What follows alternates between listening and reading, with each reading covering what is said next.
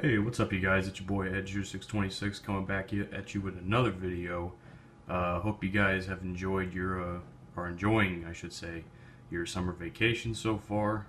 Sorry I haven't posted in like a week or whatever. Took a little bit of a leave of absence to do some stuff, you know. So just wanted to get that out the way. But I got another video for you here today. What I want to talk about today is something about a nice little wrestling commentary for some of my wrestling fans out there. I know I've been doing this a lot, but you know I just want to get this video out the way since it's pretty relevant right now. For those of you who do not follow me on Twitter, and I highly recommend you do, I always leave my handle in the what do you call it, the description of the video, so that way you guys can keep in touch with me and follow what I've been doing, you know, day to day. I'm always on Twitter, so I'm like one of those like Twitter bums that tweet about nothing, but no, I do tweet about some good stuff. And so what I want to talk about today is some of the reasons why I've been really loving Ring of Honor lately. For those of you who don't know, Ring of Honor has signed a deal, I think early in June, with Destination America, which is also the network that TNA is on. And since they signed the deal, I've been really loving their stuff lately, you know.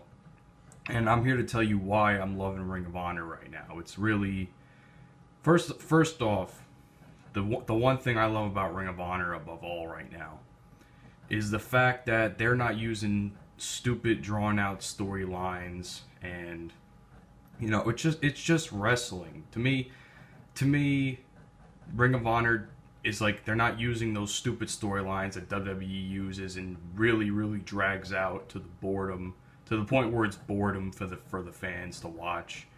You know, why do you think Raw has been doing so bad over the last few weeks? So like Ring of Honor doesn't need that. I mean, they did. I guess you can call it a storyline with the Jay Lethal, Jay Briscoe match for Best in the World that happened actually the day I graduated.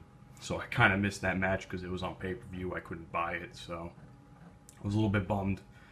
And that's gonna segue into my next thing, which is the wrestling is amazing. Like the athletes these guys have for their wrestling shows is beyond impressive. I mean, some of the I'm gonna admit some of the gimmicks that are there are kind of sketchy to me.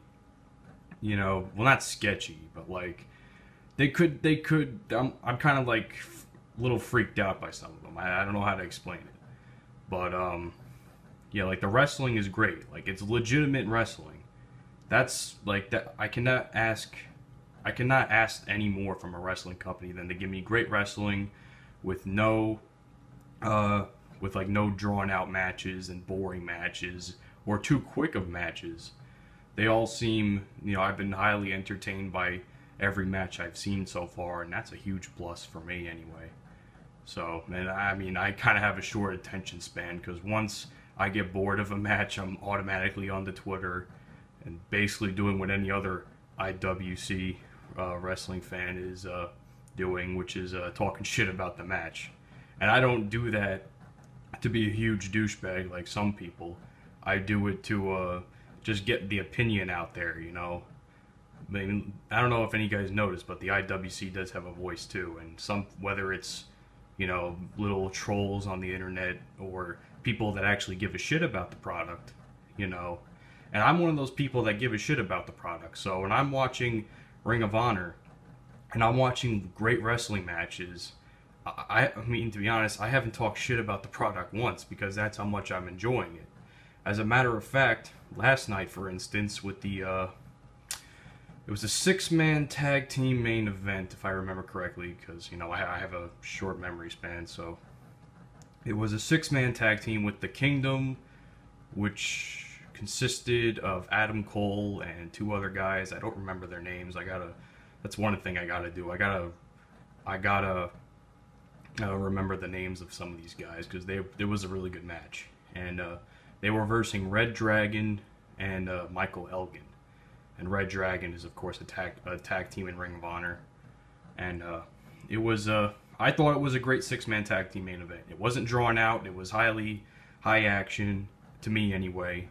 So it was really good. And I also tweeted something about the fact that I saw the highlights of the Briscoe versus Jay Lethal match at Best in the World, and that was even great. I mean, I only watched 2 minutes worth of highlights, and all of a sudden I'm already hyped. I was hyped for this match, and I didn't even see it live on pay-per-view. I was like, oh my god, this is some great stuff that they pulled out.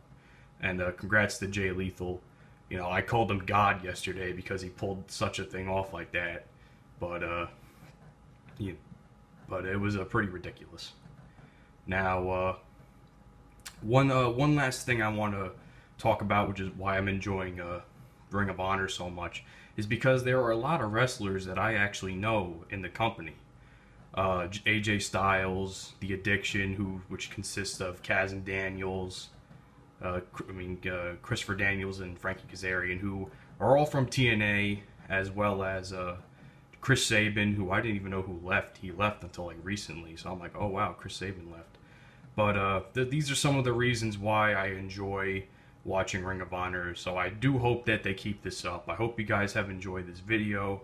Hope you enjoy the rest of your week. I'll be at you with another episode of Life on the Wii pretty soon, so catch you guys later.